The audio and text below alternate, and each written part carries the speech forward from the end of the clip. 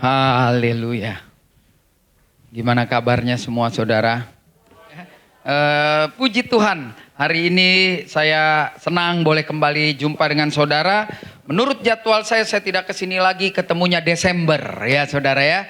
Jangan sering-sering juga saya bosan lihat saudara dan saudara bosan lihat saya. Jadi lebih baik lama-lama supaya saling kangen. Desember kan Pak ya, masih ada catatannya. Nah, saya mau bicara tentang apa saudara? Mau bicara tentang hati yang dipulihkan. Karena hari-hari ini ada orang di dalam gereja, ada orang aktif ikut berdoa, doa puasa nggak usah ditanya saudara. Nyumbang darah nggak usah ditanya. Bahkan nyedot darah malah ya kan. Tetapi ternyata ada kehancuran di dalam hidupnya. Jadi tidak mudah menilai seseorang. Jangan pernah melihat dari luarnya aja. Saudara pasti kalau lihat saya dari luar saya orangnya asik aja. Tapi kalau main akrab belum tentu. Dalamnya hati siapa yang tahu? Ya enggak, luarnya dompet kita bisa tahu. Orang jajan kita makan dibayarin boleh. Tapi kalau hati nggak bagus kan tetet juga. Betul kan? Betul nggak nih lihat kiri kanan? Hari ini hati kita akan dipulihkan.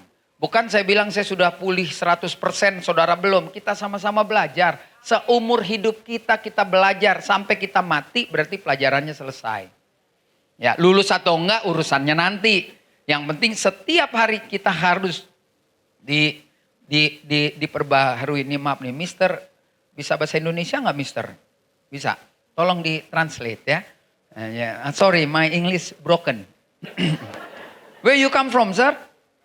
Amerika. Oh, USA apa? Football kemarin ya. Banyak gara-gara Amerika banyak orang masuk neraka, saudara. Bayangin 48 negara main bola, 280 juta orang Indonesia kurang tidur. Lagi nonton bola, tadi pagi saya bilang lagi nonton bola, mati lagi nonton bola, pasti masuk neraka. Nggak ada keselamatan lagi, nggak ada. Bayangin, udah jam 2 pagi, kagak tidur, mati. Kalau matinya jam 2 pagi lagi baca Alkitab, masuk sorga. Ya bener nggak? Nonton bola, jemaat GPCC nggak ada. Saudara ada yang main bola? Nggak ada tapi begadang. Gila nggak saudara? Bisa berantem fans Argentina sama fans Jerman ribut. Nggak ada.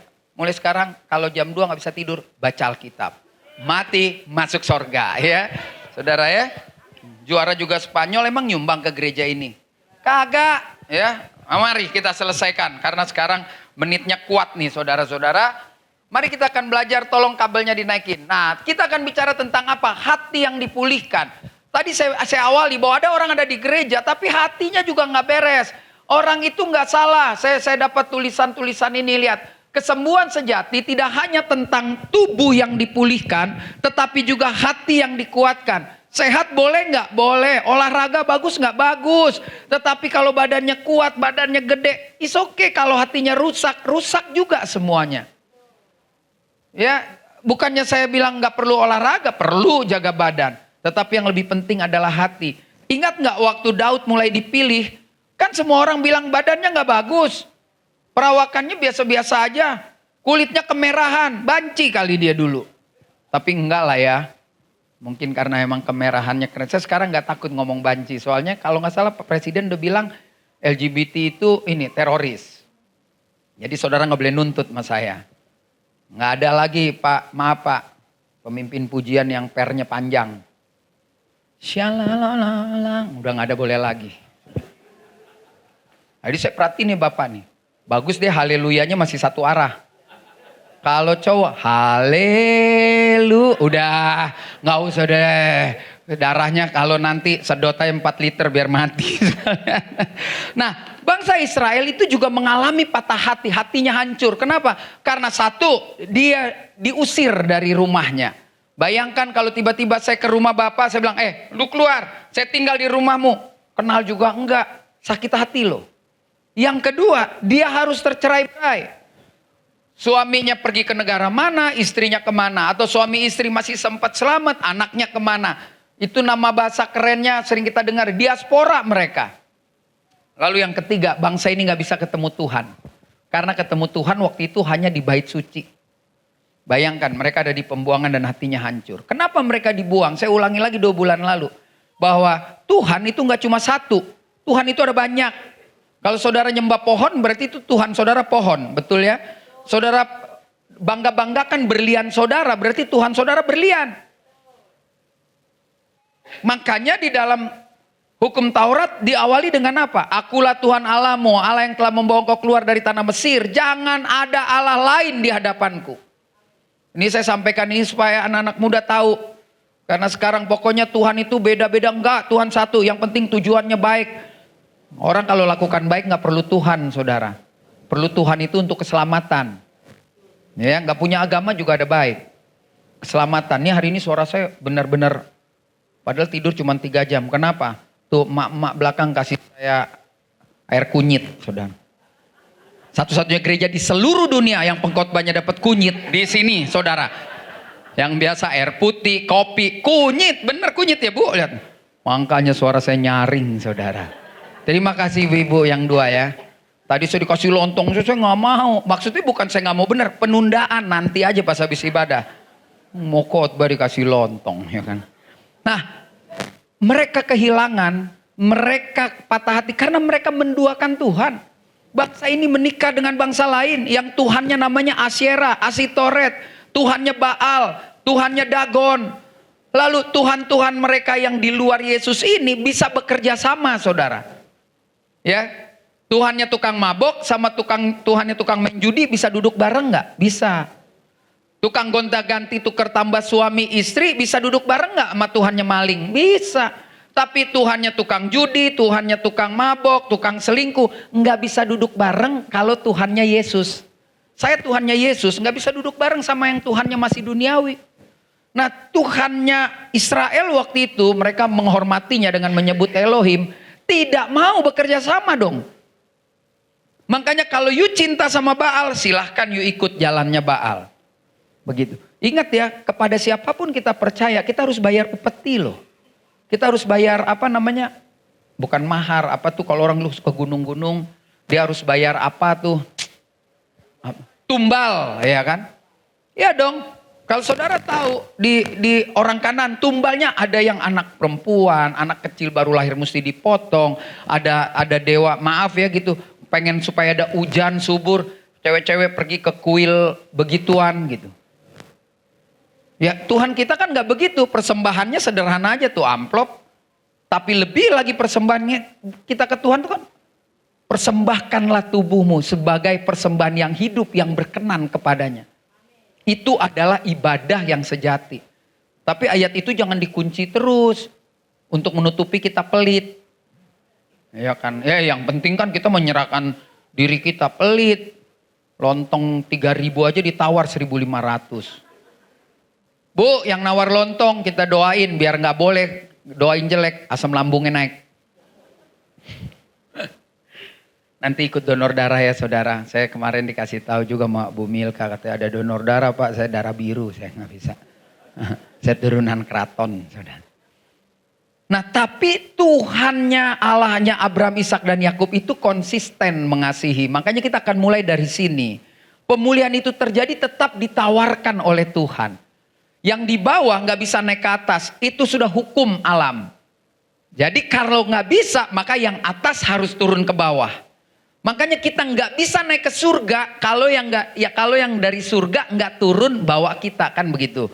Kan di jemaat ini ada nih, saya pernah bilang ada yang nggak stereo gitu, yang agak miring-miring gitu. 2 kali 2 3, 2 kali 2 4 Bu 3. Nah itu kan nggak nyambung.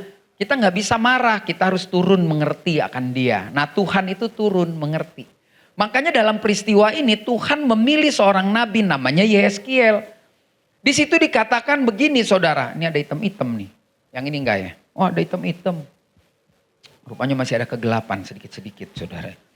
Di situ dikatakan begini, kamu akan kuberikan hati yang baru dan roh yang baru di dalam batinmu. Dan aku akan menjauhkan dari tubuhmu hati yang keras dan kuberikan kepadamu hati yang taat. Ketika bangsa ini berada dalam penderitaan, Tuhan tetap datang menawarkan ini. Tapi tidak bisa kerjasama dengan Baal, Asitoret, maksudnya dengan Tuhan-Tuhan yang lain. Setiap bangsa itu punya Tuhan saudara. Makanya kalau perang, waktu Simpson perang kan, mereka sedang kumpul menyenangkan Allah mereka namanya Dagon. Makanya Simpson bilang, Tuhan sekiranya aku harus mati, biar aku mati. Supaya apa? Allah saya, Yahweh, Elohim tidak boleh kalah dengan Dagon. Jadi kalau dulu perang bangsa dengan bangsa itu bicara tentang dewanya si A lawan dewanya si B. Dan orang bilang egois terserah, tapi orang Kristen Tuhannya gak bisa kalah. Ya mungkin orang lain juga akan bilang Tuhannya gak bisa kalah, itu urusan dia kan. Kemarin saya juga dalam perjalanan dibilang, di Jakarta ini, ada pengajar yang mulai bilang, ya tapi kan keselamatan benar lewat Yesus. Tapi kan ada orang-orang yang nanti Tuhan bisa inilah. Kalau dia baik apa dia nggak tahu. Saya langsung bilang itu tersesat. Kenapa? Karena itu bahaya. Kenapa? Karena nanti generasi lihat berikut bilang, tuh kan gak cuma lewat Yesus. Ngapain kita ke gereja? Kan begitu, betul nggak? Nah, saya bukan paksa saudara. Tapi kalau saudara benar-benar menjadi orang Kristen, maka saudara harus meyakini satu-satunya jalan ke sorga itu cuma lewat Yesus, titik. Ya kan? Yang lainnya mau lewat mana-mana terserah. Pokoknya itu cuma Yesus. Tidak ada diskusi apapun. Iya kan? Orang bilang Tuhan itu sama. Enggak. Kalau you Tuhannya namanya ABC, Tuhan saya namanya Yesus, you tidak sama berarti lain. Dan pemulihan hanya bisa terjadi. Kita yang hidup zaman sekarang tentu ketika menyerahkan seluruhnya, roh, jiwa, dan tubuh kita kepada Kristus. Ayat ini kan Tuhan ingatkan. Hei, kalau mau tinggalkan Tuhan-Tuhan yang lain, aku bisa kasih hati yang baru. Kalau saudara mau tinggalkan Tuhan saudara, mungkin saudara nggak ke kuil, nggak kemana-mana. Tuhan saudara mungkin duit saudara di bank, emas saudara di bank. Jangan-jangan bulu mata palsu juga jadi Tuhan saudara. Hilang satu pembantu bisa ditabok. Tahu nggak nih? Tahu Jennifer Lopez? Jennifer Lopez tuh bulu matanya sama saya. Makanya banyak ibu-ibu yang tiap hari pakai bulu mata. Gak sadar dia gak pakai bulu mata. Matanya kayak belor, turun. Kenapa ya? Lupa, biasa keberatan. Saya gak pernah larang ya pakai bulu mata, terserah. Mau operasi kayak, mau digedein, mau dikecilin. Urusan situlah. Ya, saya gak juga pernah tahu. Nanti Tuhan pengadilannya kayak apa, saya gak ngerti. Tapi kalau saya secara manusia, pengadilannya tentu orang akan dipanggil, disesuaikan dong muka dengan KTP. Ya enggak, waktu lahir, nah lu kok lain? Dulu nggak ada belahan di sini, nah gitu ya. Nggak apa-apa kalau saudara mau operasi itu urusan saudara, saya nggak mau campurin. Mau beli tas mahal itu urusan saudara, saya nggak mau campurin. Urusan saudara. Yang penting kalau punya hati, apa yang kita berikan ke Tuhan harus lebih besar daripada apa yang kita berikan ke dunia. Amin. Itu biasanya tuh yang belum ngasih tuh, amin. Makanya waktu itu Tuhan tawarkan gini, kalau mau saya kasih hati batin yang baru. I give you new life. You understand what I mean? Itu mikirnya lama di sini. Salah ngomong nggak ya? Salah ngomong nggak ya? Sorry. My English broken. Since I'm study, I always talk to the woman. No time for love. Because I have money pas-pasan. Oke. Karena dia harus belajar bahasa Indonesia, ya kan? Karena itu bahasa ibu kita. Nah, tindakan apa yang harus kita lakukan agar kita mengalami pemulihan hati? Ini sederhana, 3 prinsip sederhana. Tuhan bilang begini, kalau saya kasih kamu hati yang baru, batin yang baru, maka saya juga akan lembutkan hati kamu. Ini berat ini, Pak Peter jemaat ini. Bukan di sini aja. Ada orang bilang sudah mengalami Tuhan, tapi kerasnya ampun, lebih keras dari Petrus, dari batu karang. Saya bingung kalau orang masih bilang harga dirilah, dilecehkanlah, belum level, belum kelas sama saya. Saudara bilang, sombong, iya yang belum kelas. Saya setiap pulang dari Bali, udah diomongin orang, udah lulus saya, ini udah tahun keempat.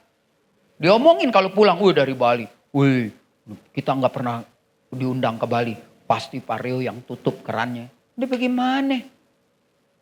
Gimana? Pergi aja saya bilang lu kalau mau ke BPCC, telepon aja Pak Peter nih datang dong lu sono. Wah, mulai. Gratis ke sana lontong tuh sama ini. Sama kunyit. Jangan kebanyakan minum kunyit loh, matanya kuning ntar. Makanya orang-orang di Afrika kan matanya suka kuning, kunyit terus dia minum. Saudara bayangkan gak? Supaya kamu gak keras. Supaya kamu tidak menjadi sombong. Nah, tindakan yang kita lakukan yang pertama-tama, mari kita baca. Namun aku hidup, tetapi bukan lagi aku sendiri yang hidup, melainkan Kristus yang hidup. Orang yang mau mengalami pemulihan, dia harus mengaplikasikan dong. Saya anggap ini semua udah Kristen semua, saudara. Nggak ada kan yang belum. Gitu. Kalau kita sudah menjadikan Yesus itu Tuhan, maka yang hidup di dalam hidup kita adalah Yesus dong. Kalau yang hidup Yesus, maka yang keluar karakter Yesus. Bukan karakter saya orang Batak, saya orang Ambon, saya orang Timor, saya orang Papua. Nggak ada lagi. Saya orang Kristen. Ya dong. Saya orang Jawa Pak. Memang saya lemes-lemes. Iya dia lemes-lemes. Suami bunuh diri juga. Lebih bahaya itu lemes-lemes. Bayangkan dia bilang, kalau aku hidup, yang kuhidupi dalam daging ini adalah Kristus. Jadi orang yang mau mengalami pemulihan hati, mungkin saudara kan bosan bilang pendeta orang disuruh serahkan diri. Memang kita harus menyerahkan diri kita. Kenapa ini mesti diulang? Karena memang gagal terus kan. Kita kalau pulang gereja kita bilang saya sekarang aku berserah. Sampai luar lain lagi perserahannya. Ya kan? Kita suka cari gara-gara kan sama setan. Kalau gara-gara cari kita bisa lawan. Kalau kita yang cari gara-gara sulit lawan. Karena persoalan datang dari kita. Jadi dari sini kita belajar nih. Serahkan hidupmu kepada Tuhan, percayalah kepada Tuhan, maka dia akan bertindak. Nah, apa ciri orang yang menyerahkan diri? Benar-benar secara total dia serahkan. Bukannya tidak bekerja lagi di dunia, enggak. Yang dia lakukan semuanya, dia membiarkan dirinya dikendalikan oleh Tuhan. Bagaimana dia bisa dikendalikan? Ya, dia harus menyerahkan seluruh kehidupannya. Seperti waktu Tuhan bilang gini, aku akan memberikan, aku akan pulihkan. 70 tahun kemudian bangsa ini pulang. Tahukah saudara waktu pulang? Yesaya mencatat waktu mereka pulang. Benar-benar cara hidupnya sudah dirubah. Mereka berani berkata begini. Tetapi sekarang ya Tuhan, Engkaulah Bapa kami, kamilah tanah liat. Jadi orang yang menyerahkan hidupnya kepada Tuhan itu tidak lagi ngambil keputusan di luar keputusan dari Tuhan. Mau ke gereja hari ini pun harus keputusan Tuhan. Tuhan saya mau ke gereja. Cuman hati saya kurang begitu gimana. Tapi saya harus datang, selesaikan. Makanya saya selalu bilang nih, di umur 60 ini. Nggak gampang masuk surga. Penonton yang di Facebook. Nggak gampang masuk surga. Mau pelayanan 20 tahun juga. Kalau belum menyerahkan dirinya untuk reparasi sama Tuhan nggak bisa. Nggak gampang Bapak Ibu.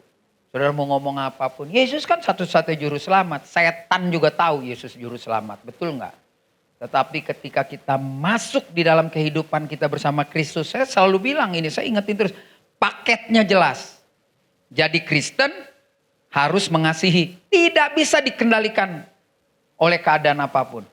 Mengasihi itu keharusan. Bukan pilihan. Saya mau mengasihimu, tapi saya tidak mau mengasihimu. Kacau hidup ini. Dan yang paling berat itu adalah gembala yang pertama pasti. Gimana nih Pak 150. Isi kepalanya lain-lain. Keinginannya lain-lain.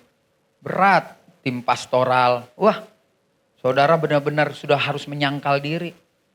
Ya kan. Bapak mau pimpin pujian saya tapi gak enak Pak. Yang di depan, baris depan lagi Pak. Dia tuh ngina istri saya. Mesti sukacita bayangin. Munafik dong lo. Bukan. Itu paketnya. Menerima Kristus paketnya ya seperti itu. Berani membiarkan diri seperti tanah liat. Jadi yang pertama serahkan diri kita sepenuhnya kepada Tuhan. Nah kenapa ada orang gagal ketika dia bilang saya sudah bertobat. Ada kan orang yang hobi didoain maju ada ya. Ada ini juga nanti kalau ada pendeta dari luar negeri Afrika didoain maju nih semua nih. Saya sih nggak larang, cuman apaan sih begitu? Sekali aja lah dalam hidup. Ambil komitmen, kerjakan. Maju mulu, tar pendeta mau pulang di depan, Pak Pendeta doain. Aduh saya udah pusing sama kayak gitu. Ngapain sih gitu? Ya dong, orang yang sudah bertobat harus pegang ini. Kamu akan terima kuasa kalau Roh Kudus turun atas kamu. Pegang nih, jangan nyusahin gembala. Ntar mati sebelum umurnya, dikit-dikit ngadu. Ya bukan, saya bukan bilang gak boleh. Memang dia adalah imam yang harus mengepalai. Tetapi ada hal-hal yang masa sih gak bisa sih nyelesain suami istri berantem aja. Kan gengsi kan, suami istri berantem, masuk kamar lo, kita ngobrol berdua, berdoa. Kok itu nggak dilakuin? Malah diem, nonton bola bininya, suaminya. Bininya udah lebih gila lagi. Berani-beraninya kamu melawan keluarga Wijaya Santoso. Pengawal, panggil, patahkan kakinya. Jika tidak, saya akan kepanggil keluarga Wijaya, penguasa BPCC ini. Jangan kau lakukan itu, ada hukum. Hukum adalah keluarga kami. Jeng-jeng, ibu-ibu. Keluar, masak pop mie, makan. Berantem, sampai seminggu baru ke gereja. Iya Pak Peter, saya ribut sama kampungan, saudara. Hari Minggu itu bukan tempat curhat-curhat yang kampungan. Hari Minggu saya udah pernah bilang ya, celebrate, pesta, nyanyi-nyanyi Pak. Pertandingan hidup tuh Senin sampai Sabtu. Minggu ini jangan lagi nangis, belanja sono tuh cari dana, belanja, happy-happy. Ya serius, masa ada orang ke gereja cuman cerita aja. Kapan nih Bapak ini mau ngobrol-ngobrol sama orang? Dengerin ini cerita itu terus masalahnya. Tetangga marah gara-gara pintu ngedorong dikit, itu aja terus. Habis 30 menit sendiri dengerin ini orang. Maaf ya, bukannya nggak boleh curhat. Tetapi hari Minggu itu Alkitab bilang, aku bersuka cita ketika aku mendengar, mari pergi ke rumah Tuhan. Nyanyi. Makanya saya khotbah gak suka marah-marah, senengan ketawa-ketawa aja. Dengar firman Tuhan stres. Pendeta suka marah-marah, kamu. Pulang deh begini, aduh pusing deh. Listrik udah gak kebayar, dihibur nape. Iya kan? Nanti Senin baru pertandingan iman saudara. Senin itu baru keras itu perang. Ditipu, dibohongin, saudara makan saudara. Tapi kan kalau kita mulainya dengan terserah Tuhan hari ini. Begitu ada persoalan kita mataku selalu tertuju pada Tuhan. Aman saudara. Kalau bilang, tapi kan Pak ada masalah. Semua ada masalah, hello. Jangan pikir lihat gue begini, keren. Masalah gue juga banyak. Mau datang ke sini aja cocok gak ya? Itu masalah. Masalah semua ada. Ada orang lagi bilang begini. Bapak mah enak begini. Saya susah sampai tua Pak. Umur berapa Ci? 65. Kalau susah umur 20 udah mati. Berarti kan ada penyertaan Tuhan dong sampai 65. Masih aja ngeluh. Halo yang masih hidup jangan pernah ngeluh. Kalau nggak lu udah mati semua. Kan begitu. Maaf nih sekali-sekali pakai bahasa Jakarta ya. Kan kalian juga nggak darah-darah beningrat banget lah. Ya kan? Jadi itu yang pertama. Yang kedua tadi saya katakan. Kalau kita menyerahkan diri kita sepenuhnya, maka Tuhan menyatu dalam hidup kita. Biarkan Tuhan berkarya. Ini yang namanya Yesus sendiri katakan akan ada roh penghibur. Jadi saudara dan saya mari kita belajar dari sini. Apa yang harus kita lakukan? Yang kedua dalam Yohanes 14 ayat 26. Jelas di situ dikatakan tetapi penghibur. Yaitu Roh Kudus yang akan diutus oleh Bapa dalam namaku. Dialah yang akan mengajarkan segala sesuatu kepadamu dan akan mengingatkan kamu akan semua yang telah kukatakan kepadamu. Diawali dengan 12, 125, 500, 3.000 orang. Itu masih merasakan hidup bersama Yesus.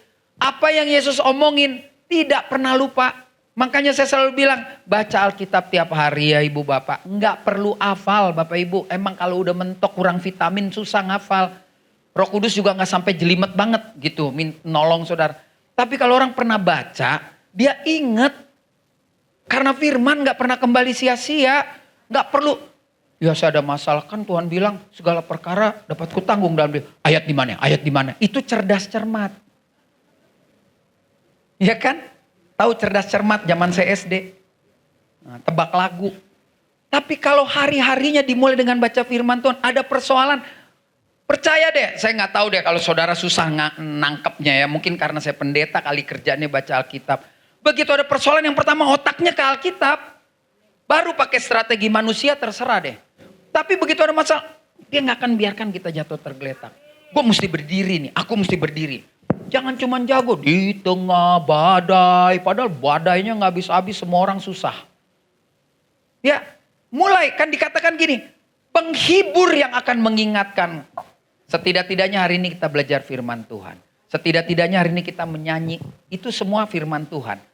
Ada orang yang senang bersenandung, ada masalah dia nyanyi loh. Ada orang bertobat nggak lewat KKR. Saya masih kenal manusianya ada seumur saya. Dulu zaman kecil gereja. Bertobat gara-gara nyanyian kidung jemaat. Nggak perlu dengar pendeta yang jago. Saya naik ke bulan, turun lagi.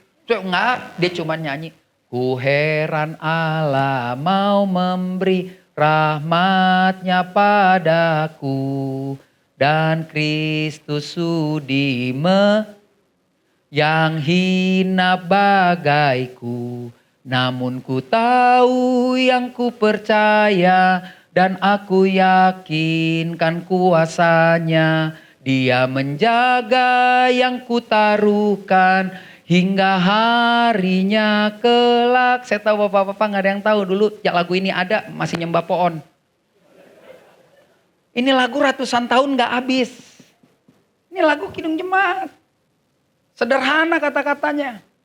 Gak pakai tutup-tutup galian kabel, rata-ratakan tanah gelombang. Enggak, itu tugas petugas DPU. Maksud saya kan, orang itu kalau terus menjalin hubungan dengan Tuhan, pasti. Makanya yang kedua, kalau mau mengalami pemulihan, percayakan diri kita sepenuhnya kepada karya Roh Kudus. Bapak Ibu kita dipanggil berbeda-beda. Saya ini disuruh khotbah sampai jam 3 juga nggak ada nyerahnya.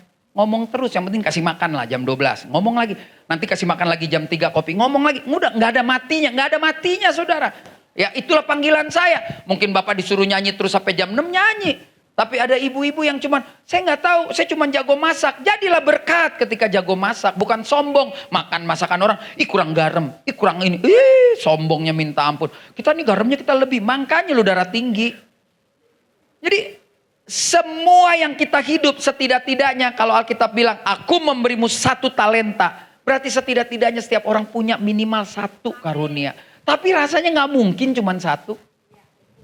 Ada orang yang senengnya nyambut tamu. Itulah karunia dia. Gak usah sirik. Kok dia terus sih? Kok dia terus? Lu mau? Enggak, ya jangan ngomong. Iya kan? Udah bagus dia terima tamu. Kayaknya gereja kurang orang deh. Yang jualan di belakang tiap bulan dia diam dulu.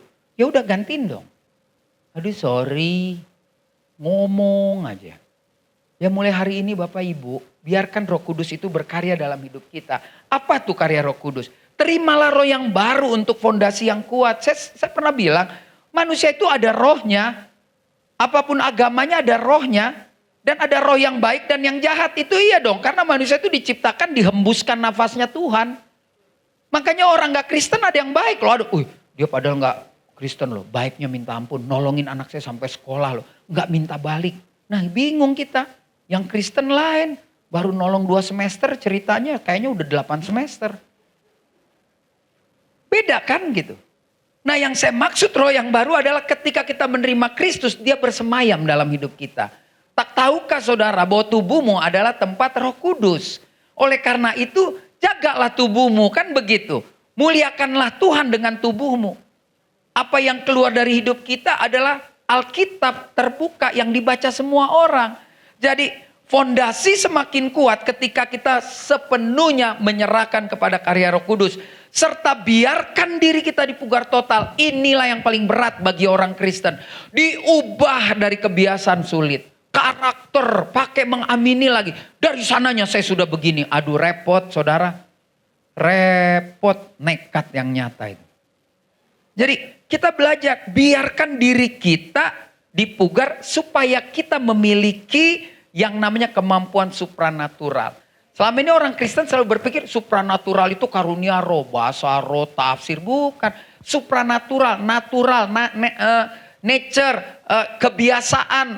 Naturalnya ibu cuma bisa jalan 10 kilo. Tapi karena ada sesuatu bisa jadi 12 kilo. Itu namanya di luar kebiasaan. Seorang atlet lari 10 detik bisa 9 detik. Ya kan? Ibu yang baju merah misalkan. Saya udah gak kuat naik tangga 2 kali. Tapi kenapa hari ini dia bisa naik sampai tangga ketiga? Ke kamarnya karena kebakaran ada emasnya kuat supranatural dapat emasnya ngaruh sude taruh baru dia ngos-ngosan serangan jantung ya kan. Tapi itu yang namanya kekuatan kemampuan dari bawaan lahiriah. Itulah yang kita perlu kejar. Jelas saudara, kalau saudara orang Kristen ada kekuatan supranatural, tidak takut menghadapi bangsa ini ya. Karena kita orang Indonesia, bangsa Indonesia kan kacau kan. Sekolah tinggi juga di Harvard masuk penjara. Kagak lulus SD juga masuk penjara. Jadi mau bagaimana dong? Ya lempeng aja sama Tuhan. Tuhan bimbinglah, pimpinlah. Tuhan benar, saya udah gak tahu apa-apa. Gak tahu nih hidup mau bagaimana, Tuhan aja. Ilmu yang sempat saya dapat sekolah, Tuhan yang ingetin biar saya kerjakan dengan benar. Udah begitu aja hidup ini, gak usah ribet. Kenapa saya bilang gak usah ribet? Selama Roh Kudus berkarya dalam hidup kita, maka kita gak akan pernah takut menyatakan kebenaran. Alkitab bilang dalam 2 Timotius 1 ayat 7, sebab Allah memberikan kepada kita bukan roh ketakutan. Jadi kalau ada orang Kristen masih takut menyatakan kebenaran, chicken dia. KFC dia, KFC. Ya kan? Ya tapi kan Pak, kita juga mesti lihat dong situasinya. Iya memang kita lihat. Tapi kalau sudah menyangkut pada kebenaran, nggak bisa lihat lagi. Bukannya kita keluar bilang gini, Yesus Tuhan, Yesus bukan. Tapi ketika pada situasi Anda bekerja, Anda berdiskusi, berdialog, begitu nyangkut pada kebenaran, nggak bisa. Saudara dan saya harus sampaikan kebenaran itu. Biar kebenaran yang bekerja sendiri. Bukan kita udah gak sanggup. Karena pusat kebenaran kita adalah Kristus Yesus. Ingat ya, kebenaran, dunia punya versi kebenaran. Integritas, dunia punya versi integritas, Kristen punya. Kalau orang Kristen, integritasnya apa yang kita omongin, kita ucapi, kita kerjakan, dasarnya, standarnya firman Tuhan. Kalau integritas di Indonesia, ya dasarnya yang saya omongin, saya ucapi, atasan saya. Kan kalau atasan suruh ngerampok, ngerampok. Kalau kita kan enggak. Makanya tadi pagi saya bilang, kalau ketemu orang kaya mulai hari ini, jangan pernah bilang Tuhan berkati. Jangan pernah lagi Ibu. Ibu tiba-tiba kaya, ya udah biasa aja di rumahnya. Makan aja, nggak usah ngomong, ih diberkatinya kau. Duit bisa dari tuyul juga Bu. Makanya kita lihat hidup dia. Dia kaya, diem aja kita liatin. Lebih baik fokus ada plastik nggak ini? Itu lebih penting. Muji-muji, kue lapis sama dodol habis dar. Iya dong, saudara hati-hati loh. Kawal ke rumah orang kayak kebaktian, diberkati. Gak ada itu. Kita lihat, benar nggak dia menyerahkan hidup? Benar nggak di dalam hidupnya ada karya Roh Kudus? Makanya saya bilang, saya sekarang kalau ke rumah orang kaya, saya seneng tuh. Mau ke wastafel, buffet, tembok, saya suka nempel-nempel gini. Ntar saya ketok-ketok gini. Kalau padet aman, kalau dong, dolar nih, dolar. Ya kemarin kan gitu kan, ketok-ketok dolar. Makanya jangan hati-hati. Kalau dia anak Tuhan, dolarnya gak mungkin ditaruh di tembok. Pernah lihat dolar Singapura kan? Pernah lah ya, semiskin-miskinnya kita pernah. Tapi yang pecahan 1000 pernah lihat gak? Belum pernah, ya kan? Dicetak khusus untuk rampok, ya kan? Karena kalau 100-an terlalu banyak. Ya udah, jadi jangan pernah. Maaf nih, Ibu beratnya ada 74 kilo nggak? Nggak ada kan? Bayangin, 74 kilo nih kalau Ibu mungkin 69 sama tas saya jadi 74. Dijadiin emas, segitu tuh emas 74 kilo yang ditemuin. Banyak banget saudara. Emas, kalau Ibu dijadiin emas, bayangin ususnya emas, lambungnya emas 74. Emas saudara. Bisa kemudian berapa hari kemudian dibilang palsu. Ya itu berarti emas wagio dong. Saya nggak mau bahas tentang itu, enggak. Cuma jangan apa-apa dikit-dikit. Tuhan lu memberkati dia loh Pak. Apalagi dia baik. Yang ketangkep justru Kristen banyak kayak begitu. Jadi saya hanya ingin kasih tahu saudara. Bahwa waktu kita membiarkan Roh Kudus berkarya. Tidak ada ketakutan sama sekali. Untuk menyatakan kebenaran. Dikatakan lagi. Melainkan roh yang membangkitkan kekuatan. Kasih dan ketertiban. Maaf ya jemaat yang dikasih Tuhan. Kalau saudara juga merasa katanya udah diurapi Roh Kudus apa? Tertiblah, gak usah ribut-ribut. Ada masalah selesaiin ngomong yang baik. Aku mau ngomong sih sama Mas, cuman aku takutlah dia tersinggung. Itu namanya yuk kacau. Mau ngomong doa dulu Tuhan. Atur dong Tuhan mulut saya supaya ngomongnya gak salah. Selembut mungkin. Kalau gak siap mungkin nanti jam 3 deh Tuhan. Tuhan saya mau dong. Jadi gak akan ada ketakutan. Dia akan bawa ketenangan. Dan yang ketiga saudara. Akhirnya difoto juga. Udah deh, foto deh. Udah. Soalnya saya kalau kesini jarang ada yang foto saya. Toto keluar aja di Facebook. Udah deh. Soalnya kalau saya turun tangan blur.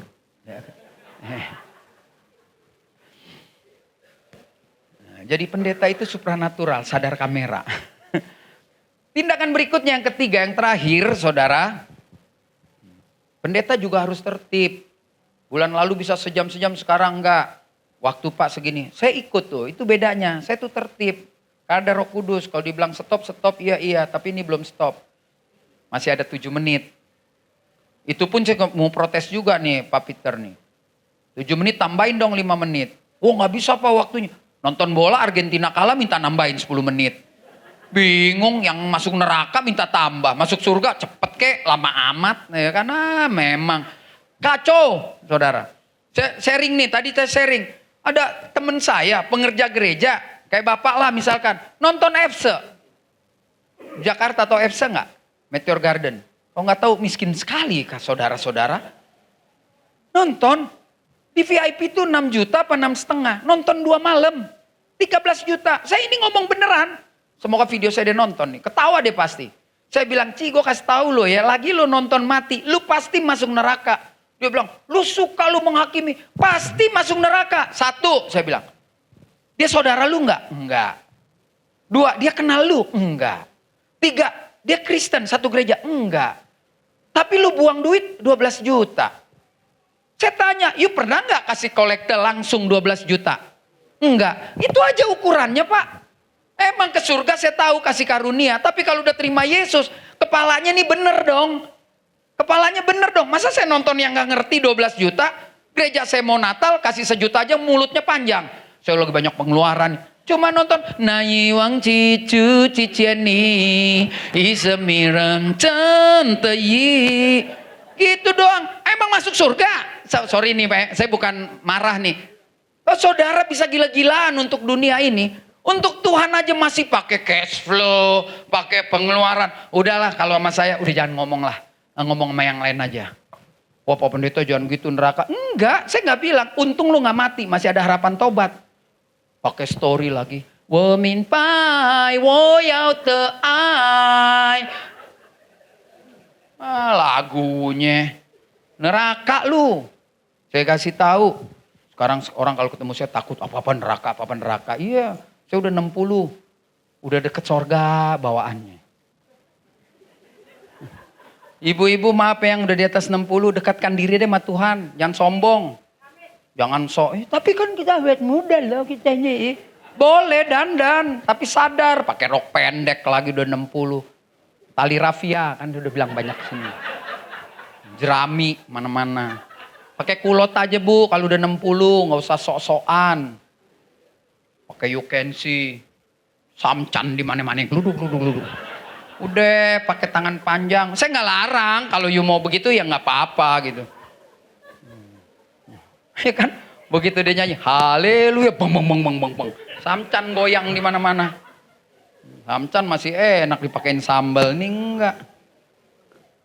Juga kalau dijual di restoran steak nggak laku karena kerut kan. Maaf ya, jangan marah ya. Maksudnya supaya kita lebih lagi ngerti dandan. Jangan sama-samain kita sama artis Hollywood 78 kemarin masih cantik. Ya itu dia biayanya mahal bu. Ya minyaknya juga yang 2 juta. Ini kita ngeringin asepso. Nggak bisa. Parah saudara. Yang ketiga. Tinggal 5 menit nih saudara. Berat ini permainan sekarang nih. Bener-bener gak ada ampun saudara. Segala kepahitan, kegeraman, kemarahan, pertikaian. Aduh ampun deh berat banget nih saudara. Fitnah hendaklah dibuang di antara kamu. Demikian pula kejahatan. Saudara ini buat saya juga loh. Buat saudara semua.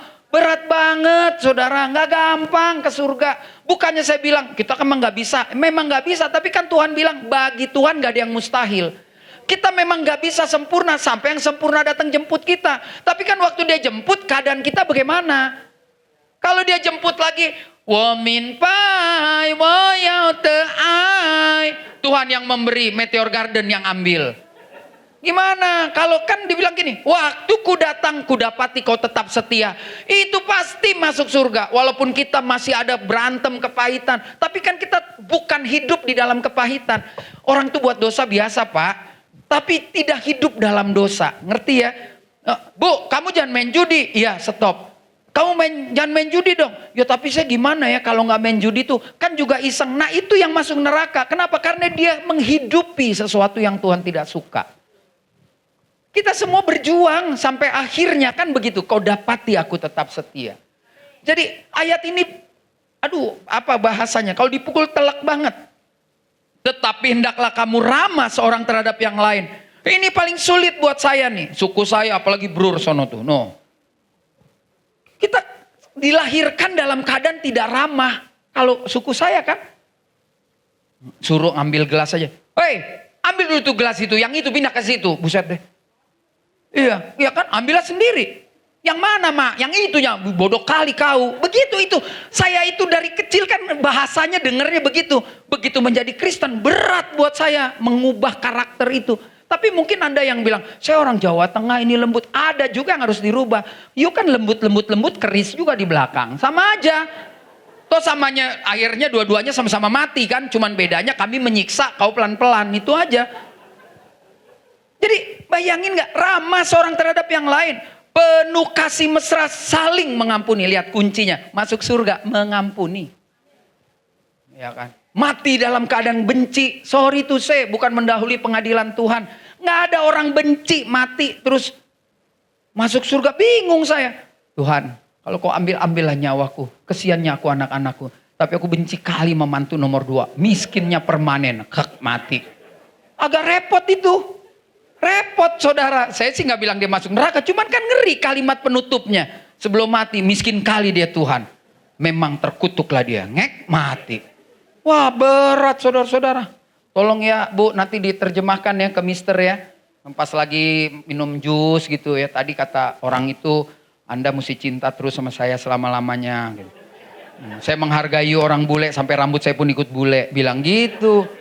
Ya kan, nyanyiin mencintaimu lebih dari apapun, nyanyiin ya. After this one, sing a song for you. Mencintaimu lebih dari apapun, dia kan nggak tahu, ambil masa karena aku tahu kau hanya kekasih gelapku. Gitu. Kacau saudara. I sing my way, and now the end is near, and so I face the final curtain. You know ya, there was the time, atau dia nih umurnya 70-an lagunya.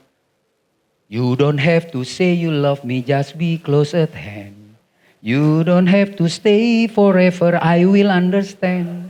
Believe me, believe me. Nah, habis ini diajak gua karaoke nih. Ya. Saudara yang ketiga, berani melepaskan pengampunan. Udah ngaku, saya cinta Yesus, saya percaya Roh Kudus turun. Tapi bisa gak mengampuni? Nol besar saudara. Nol besar, cerita aja. Banyak cerita, ya banyak cito orang Medan bilang. Saudara, orang yang mau mengampuni itu jelas sekali. Nih, berani melepaskan luka lama. Akar pahit supaya kita mudah. Luka bos. Luka yang kurasakan. Karena lu gak pernah ngerti kan. Apa itu namanya CINTA. Lalu yang kedua. Kita harus mengampuni. Karena kita lebih dahulu diampuni. Saya suka bilang ini. Kita adalah orang-orang yang jahat kalau tidak mengampuni. Apalagi maaf ya. Kejam nih mungkin kalimatnya. You jangan perjamuan minggu pertama. Kalau you belum bisa ngampunin orang. Jahat kita. Di suku saya kalau perjamuan masih banyak yang keluar nggak ikut. Kenapa dia bilang aku masih benci sama dia. Tapi kita anggap enteng tuh perjamuan. Betul Pak, Bapak udah persiapan. Inilah tubuh ini. Telan-telan aja biasa. Pas pulang, gue nggak demen tuh sama dia. Gila, tubuh dan darah Yesus sudah murah banget obral. Udah kalah sama baju di Ramayana. Iya kan? Saudara jangan ikut perjamuan kalau masih musuhin orang. Jahat kita loh. Kita dapat tubuh darah dengan gratis, pengampunan dengan gratis. Orang suruh bayar sama kita. Tahu perumpamaan yang utangnya digratisin, itu sampai luar dia minta utangnya. Dibuang ke kertak gigi yang sangat mengerikan sekali. Jadi hari ini kita belajar, sabarlah kamu seorang terhadap yang lain. Ampunilah seorang akan yang lain apabila yang seorang menaruh dendam. Bayangin, ibu berdua dendam sama saya bilang tenang aja. Memang kamu... Sulit tuh ya, tapi saya percaya poin 2, karya Roh Kudus akan memampukan. Selama kita tidak ada bargain, tawar terus, dosa, udah gak bakal bisa saudara. Memang agak-agak, saya pernah 2 tahun lalu khotbah sini, agak-agak begini orang Kristen, must be crazy ya. Harus ada gila-gila sedikit. Memang dia gila ya, sudah dihina, tak mau juga dia ini. Wah itu baru keren. Orang Kristen apa kau? Bodoh kali kau, dihina begitu masih kau ampuni. Nah itu sukses kita jadi orang Kristen. Lihat saudara, ini bikinnya nih penuh dengan pergumulan nih. Iya, abis si poin ini habis, kenapa sih nggak nyala? Jangan dimatiin dong, ada sedikit kayaknya demo di belakang. Klik dong satu kali sayang. Nah nih, coba lihat statement ini. Mengampuni adalah sebuah keputusan. Bukan sebuah perasaan. Ya mau ampunin enggak? Kalau mau ampunin. Ya tapi Pak, mengampuni bukan soal perasaan. Mau atau enggak, udah. Kalau enggak mau ya udah, gak usah banyak ngomong. Banyak kali ceritanya gitu loh. Tapi kalau saya mau karena ini perintah, keputusannya saya ampuni, udah. Enggak perlu akrab. Oke, semua gereja sekarang kodenya bunyi bangunan begitu saudara. Biarlah ini jadi renungan buat kita semua saudara ya. Tadi pagi juga bunyi begituan. Nih, kayaknya sama gitu saudara ya. Aduh, ke bandaranya 2 jam, nunggu terbang 2 jam, tidur 24 jam, kesini ngomongnya 40 menit. Enggak, kagak bener. Tolong bantu klik sekali, gue tahu deh nggak bener saudara-saudara. Makanya besok seminar Pak ya, kita cari harinya. Bantuin diklik dong, udah nggak jalan lagi nih saya nih, kayaknya jadi hati yang dipulihkan jelas didasari dengan Alkitab yang tadi kita baca Yeskiel, ingat ya Yeskiel 36:26. Apapun kesukaranmu Tuhan akan kasih hati yang baru, batin yang baru, semuanya serba baru. Maka kita perlu lakukan 3 hal. Tolong difoto, taruh di story. Mana tahu kalau saya ingat ada yang mau bunuh diri, lihat ini jadi batal. Tolong foto di sebelah mana yang ada muka saya dikit dong gitu. Nah, biarlah ini jadi renungan. Bagaimana timer? Bagaimana saya mau habisin? Udah poin gini aja pemusik gak naik-naik. Gimana saudara-saudara? Dia masih mau saya ngobrol terus saudara. Naik dong sayang ya. Biarlah ini jadi renungan. Ini salah yang belakang sih kasih kunyit jadi saya semangat gitu. Ini istrinya Pak Chandra ya kayaknya yang kasih kunyit tuh. Biarlah ini jadi renungan buat kita saudara. Sampai jumpa lagi Desember ya. Ya, jaga kesehatan supaya kita panjang umur. Nanti saya mau foto tolong dari depan ini semua ya. Saya takut Desember saya cek, yang ini mana udah meninggal Pak, gitu kan. Yang ini jadi saya mesti tahu. Tolong difoto dulu. Biar saya kalau Desember saya cek mukanya mana-mana kan. Yang ini, yang ini Pak udah kabur ke gereja setan, yang ini mana gitu kan. Biarlah Tuhan memberkati kita semua. Sekali lagi maaf yang baru kenal saya nggak suka sampaikan firman Tuhan serius marah-marah, nggak usah. Hidup udah capek saudara ya. Jadi pulang gembira aja ya. Lihat kiri kanan saudara bilang begini, kita dipulihkan. Lihat kiri kanan saudara. Puji Tuhan. Mari kita bangkit berdiri. Terima kasih Tuhan. Yuk saya minta 4 menit aja kita tutup perenungan firman Tuhan ini. Mari kita katakan, selidiki aku Tuhan. Lihat hatiku, apakah ku sungguh mengasihimu Yesus. Kau yang maha tahu dan melihat hidupku. Selidiki aku, lihat hatiku, apakah ku sungguh mengasihimu Yesus. Katakan, kau yang maha tahu dan menilai hidupku, dan menilai hidupku. Tak ada yang tersembunyi bagimu. Lebih sungguh lagi katakan, selidiki aku. Amin. Selidiki aku, lihat hatiku, lihat hatiku, apakah ku sungguh mengasihimu Yesus. apakah ku sungguh mengasihimu Yesus. Katakan, kau yang maha tahu, Kau yang maha tahu dan menilai hidupku, dan menilai hidupku. Tak ada yang tersembunyi bagimu. Ada yang tersembunyi bagi. Katakan, sungguh-sungguh telah kulihat, Telah kulihat kebaikanmu yang tak pernah habis di yang hidupku. tak pernah habis di hidupku. Oh, ku berjuang sampai akhirnya kau dapati aku. Lebih sungguh katakan, sebagai pengakuan imanmu, telah kulihat kebaikanmu, oh yang tak pernah habis di hidupku. Oh, ku berjuang sampai akhirnya, dan kau dapati aku tetap setia. Saudara, hari ini kita belajar firman Tuhan di waktu yang singkat, bahkan dengan bahasa yang sangat sederhana. Kita belajar bagaimana agar kita pulang dari tempat ini, kita mengalami pemulihan hati. Bapa di dalam surga, hamba berdoa secara khusus, karuniakan setiap perkataan, kata-kata hambamu menjadi firman Tuhan yang hidup di setiap kami yang membuka telinga dan hati. Biarlah kebenaran ini tidak kembali dengan sia-sia. Dia mengerjakan apa yang Tuhan mau. Firman ini hidup, dan orang yang melihat kehidupan kami menjadi hidup sama seperti kami.